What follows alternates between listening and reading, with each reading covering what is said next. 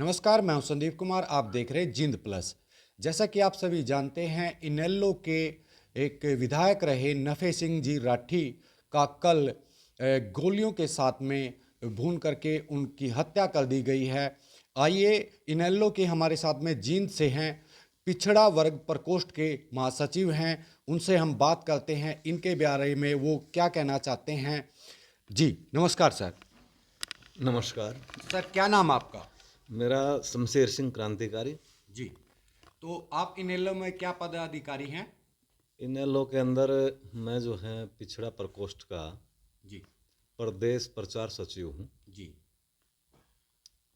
जो और हाँ, जी, जो ये कल नफे सिंह जी राठी का जो ये मर्डर किया गया है, इसके बारे में आप क्या कहना चाहेंगे?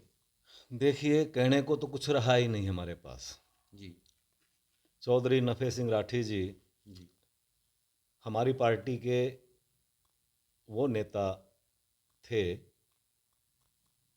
ये कह लीजिए कि पार्टी की रीढ़ की हड्डी थे। और कल बहादुरगढ़ के अंदर जी। रेलवे फाटक के पास बताया गया है जी। कि कुछ हत्यारों ने उनका मर्डर कर दिया। जी। वो बहादुरगढ़ से की तरफ जा रहे थे, मतलब पीछे से आ रहे थे, ऐसा हमारे को सुनने को मिला है। और रेलवे फाटक क्रॉसिंग पर जो है, जब रेलवे फाटक बंद था तो वहाँ पर कुछ अज्ञात हमलावरों ने उन पर ज़बरदस्त ताबड़तोड़ गोलियां बरसाई, जी। जिससे उनकी हत्या हो गई, यानी कि मृत्यु हो गई उनकी।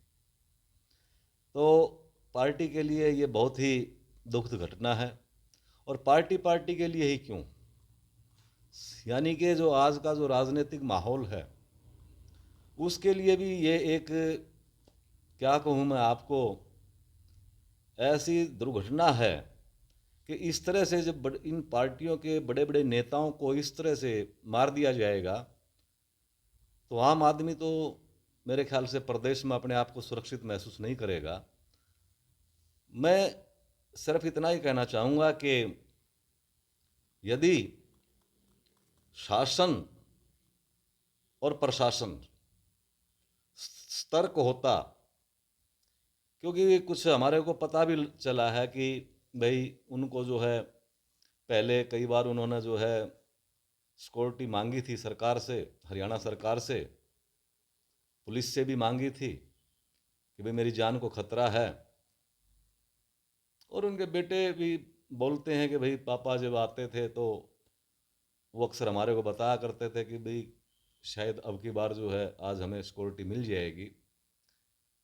तो मेरे ख्याल से मैं तो पूरी तरह से जिम्मेदार मानता हूँ हरियाणा सरकार के मुख्यमंत्री श्रीमंत खट्टर साहब को और गृह मंत्री की घोर लापरवाही से प्रशासन ढीला हुआ। प्रशासन ने उनकी तरफ कोई ऐसा कदम नहीं उठाया सिक्योरिटी दे करके कि उनकी सुरक्षा की जा सके। और हत्यारों का काम तो हत्या करना होता है, वे तो मौके की तलाश में रहते हैं, क्योंकि हत्यारे को तो मौका बार बार मिलता है, लेकिन मरने वाला जो होता है उसको तो एक ही होता है, भाई वो जो है उसने तो मरना है। क्योंकि हत्यारे तो फिर के नाम, एक मौका चूक गए तो दूसरा लेंगे, दूसरा चूक गए तीसरा लेंगे, तो मरने वाला तो चला गया। ये हमारी पार्टी के लिए जो है एक, पार्टी का एक ऐसा स्तंभ गिर गया है जिसकी मेरे ख्याल से हम भरपाई निकट भविष्य में नहीं कर पाएंगे। तो मैं तो इतना ही कहूँगा कि शासन और प्रशासन जो है हत्यारों को पकड़े और इसकी जांच जो है वो सीबीआई से हो। और अगर क्या नाम है शासन और प्रशासन विफल रहता है तो इनेलो पार्टी इतनी कमज़ोर नहीं है, इनेलो पार्टी के कार्यकर्ता इतने कमज़ोर नहीं हैं। वो सड़कों पर आएंगे, आंदोलन करेंगे। जो घोर लापरवाही प्रशासन की ओर से हुई है तो उसकी पूर्ति इनेलो अच्छी तरह से करना जानता है। मैं बस यही कहना चाहूँगा कि उसके उनके परिवार को, क्योंकि आज हमारे खेमे के अंदर, हमारी पार्टी के अंदर एक बहुत ही दुख यानी कि घटना है ये, जिसको लफ्ज़ों से बयान नहीं किया जा सकता। फिर भी होनी अनहोनी को कौन टाल सकता है, वो तो हमारे बीच में नहीं रहे। मैं फिर भी सरकार को ये कहूँगा कि यदि सीबीआई जांच नहीं हुई तो इनेलो पार्टी सड़कों पर उतरने में देरी नहीं लगाएगी। बहुत बड़ा ज़बरदस्त हम आंदोलन करेंगे, यह सरकार समझ ले। धन्यवाद। जी, हमारे साथ में एडवोकेट सुनील राज बामणिया भी बैठे हुए हैं। वो भी इनेलो कार्यकर्ता हैं। इनेलो की जो कार्रवाई होती है उसमें भी बढ़ चढ़कर वो भाग लेते हैं। आइए इनसे भी बात करते हैं, इनका क्या कहना है इस अपराध के बारे में जो कल हुआ।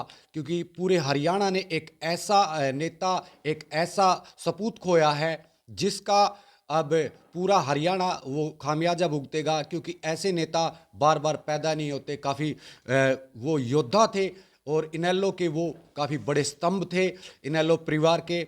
आइए जानते हैं सुनील जी से। जी सुनील जी, नमस्कार। नमस्कार सर। जी, तो सुनील जी, आप इसके बारे में क्या कहना चाहेंगे जो कल हुआ, ये इतना बड़ा अपराध हुआ है हरियाणा सरकार के राज में। देखिए, सेंटर में भी और हरियाणा में भी आज बीजेपी की सरकार है और ऐसे इनेलो के कार्यकर्ता हैं जो मंत्री हैं, उनके साथ में ये वारदातें हो रही हैं। इसके बारे में आप क्या कहना चाहेंगे? मैं क्या तो इस बारे में कहें। जी आज जो एक दुख का पहाड़ इनेलो पार्टी के ऊपर और माननीय नफे सिंह राठी जी के परिवार के ऊपर पड़ा है, उसको हम शब्दों में बयान नहीं कर सकते हैं।